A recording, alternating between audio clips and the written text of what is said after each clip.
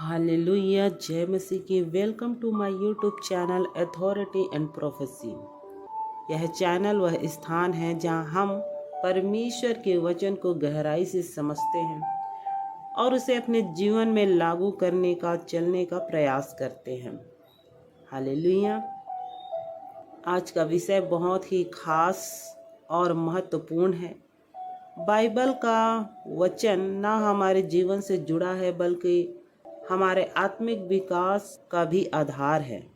जी हाँ प्रियो, आज का टॉपिक है वचन का परिचय और उसका महत्व, या फिर कह सकते हैं परमेश्वर के वचन की शक्ति का गहरा रहस्य, या फिर इसी को और टॉपिक में बोल सकते हैं परमेश्वर की आशीष को पाने का रहस्य, या फिर कह सकते हैं वचन के गहरे भेद।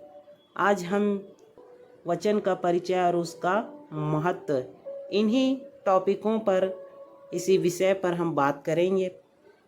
प्रिय साथियों, आपने बाइबल में यह वचन सुना होगा, आदि में वचन था और वचन परमेश्वर के साथ था और वचन ही परमेश्वर है। यूहन्ना 1:1 में यह वचन हमेशा यह सिखाता है, वचन कोई साधारण बात नहीं है। यूहन्ना 1:1 में परमेश्वर कहते हैं, परमेश्वर का वचन कहता है, आदि में वचन था और वचन परमेश्वर के साथ था और वचन परमेश्वर था। यही आदि में परमेश्वर के साथ था। सब कुछ उसी के द्वारा उत्पन्न हुआ और जो कुछ उत्पन्न हुआ है उसमें से कोई भी वस्तु उसके बिना उत्पन्न नहीं हुई। उसमें जीवन था और वह जीवन मनुष्यों की ज्योति था। ज्योति अंधकार में चमकती है और अंधकार ने उसे ग्रहण नहीं किया। यह वचन हमें यह सिखाता है, वचन कोई साधारण बात नहीं है। परमेश्वर के वचन को, बाइबल के वचन को कभी भी हल्के में ना लें। वचन स्वयं परमेश्वर है। परमेश्वर का हर एक वचन जीवित है। जब हम परमेश्वर के बाइबल के वचनों को सुन रहे होते हैं तो हम सीधे परमेश्वर की बात को सुन रहे होते हैं। लेकिन यहाँ पर मेरा एक क्वेश्चन है, क्या हम परमेश्वर के वचन को सुनते हैं या उसे अपने जीवन में लागू भी करते हैं? जी हाँ, डिलीवर करना, सुनना और रिसीव करना। प्रिय भाइयों और बहनों, जब हम वचन को अपने जीवन में लागू नहीं करते, रिसीव नहीं करते, ग्रहण नहीं करते हैं तो इसका प्रभाव कम हो जाता है। जी हाँ, और यही कारण है कि हमें परेशानियों और संघर्षों का सामना करना पड़ता है। कई बार हम यह शिकायत करते हैं कि हमें हमारी प्रार्थनाओं का उत्तर नहीं मिलता। हम सोचते हैं कि परमेश्वर हमारी बात नहीं सुन रहा है, लेकिन सच्चाई यह है कि समस्या हम में है।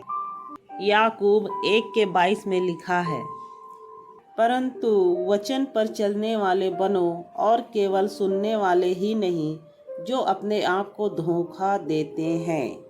जी हाँ, इसका मतलब है कि हमें हमारा वचन सुनना काफ़ी नहीं है।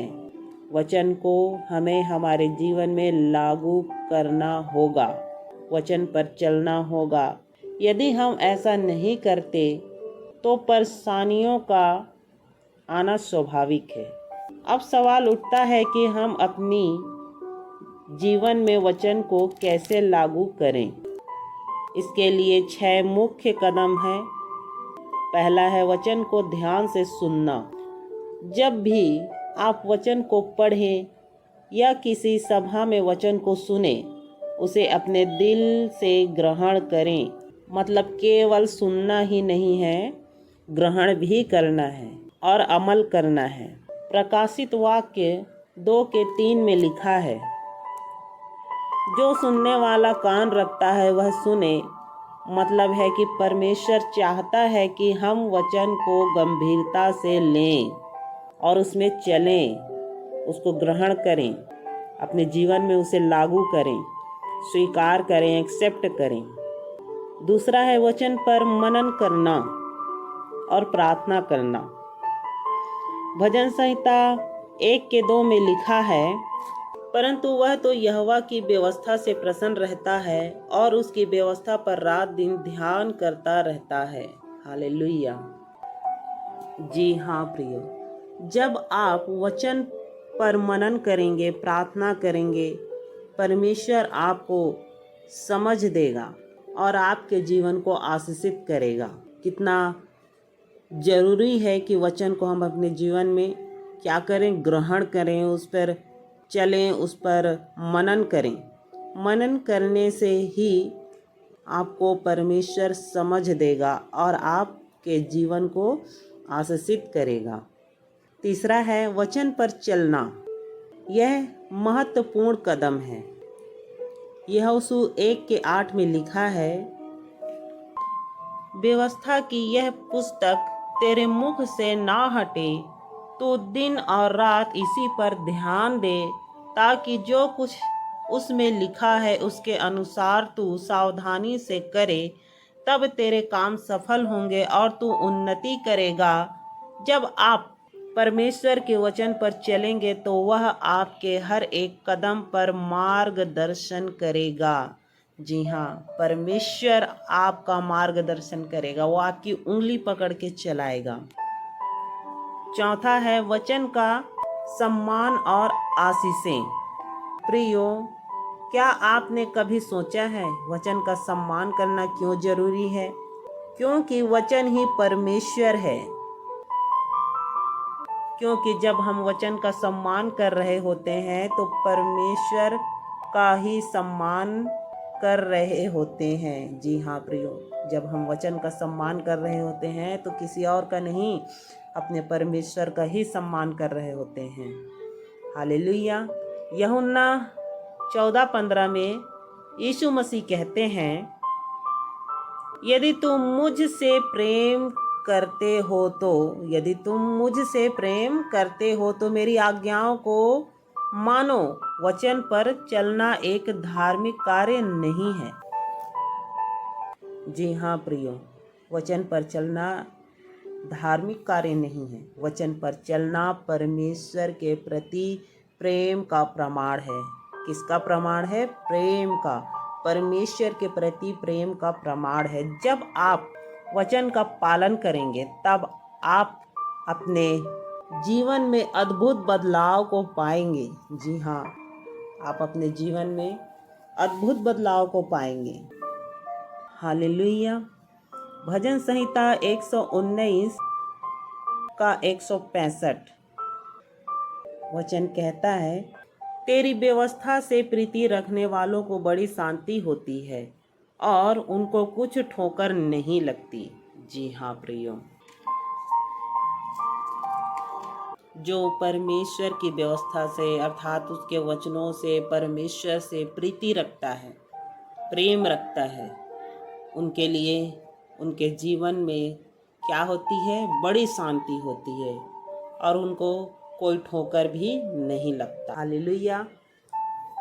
आगे है 5वां, वचन का फल और मार्गदर्शन।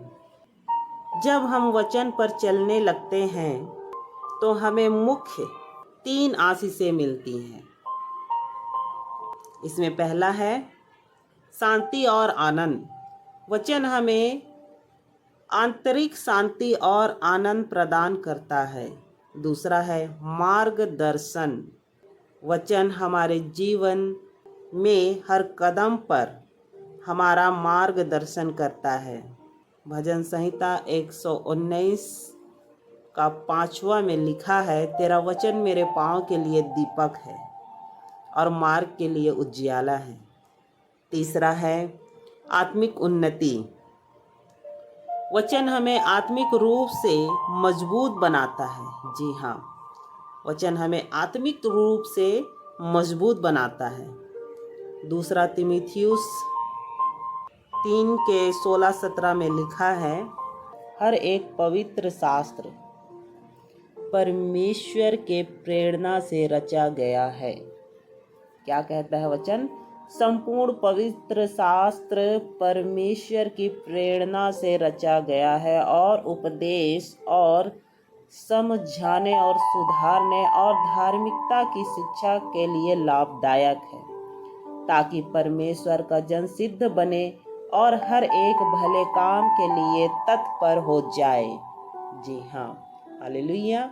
संपूर्ण पवित्र शास्त्र अर्थात बाइबल परमेश्वर की ही प्रेरणा से, यानी खुद परमेश्वर ने ही आत्मा में होकर इसे रचने का, प्रेरितों को लिखने का प्रेरणा दिया।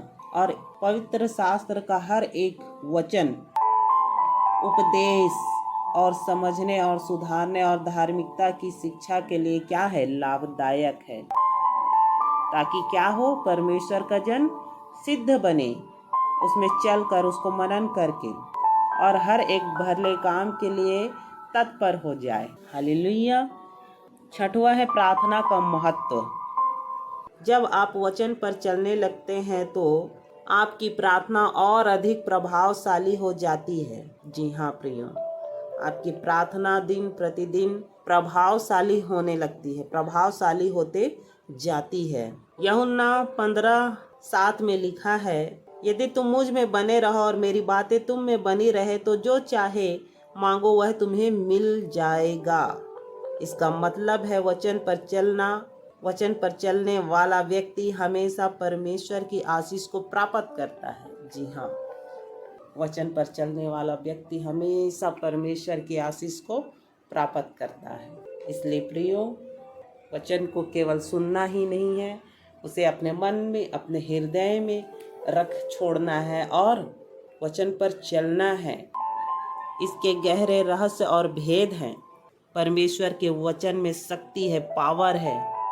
वचन जीवित है। बाइबल का हर एक वचन जीवित है। परमेश्वर ने कहा है, ये धरती आकाश टल सकती है पर मेरा वचन कभी नहीं टल सकता। परमेश्वर का हर एक वचन ज्योति है, हर एक मनुष्य को प्रकाश देता है, उसे प्रकाशित करता है, ज्योति में लेकर आता है।